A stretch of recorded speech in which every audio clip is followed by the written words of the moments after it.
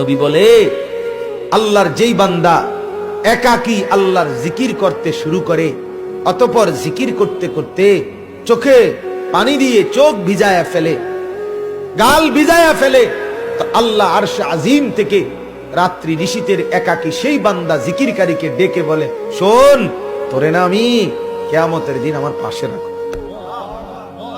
তুই আমার আরশে আমার লগে বইবি, মাতিস না, তুই কাঁদ, তোর চোখের পানি আমি কদর করলাম, যা।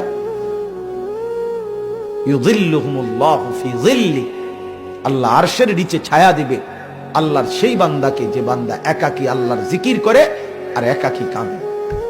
ফাফাদাত আইনা, চোখ ভাষায় কেঁদে গেল।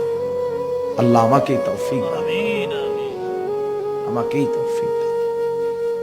কানু কলিলাম মিনাল লাইলি মা ইয়াহজাউন, রাত্রি যারা কম ঘুমাতো আমার বন্দিগিতে রাত কাটিয়ে দিত।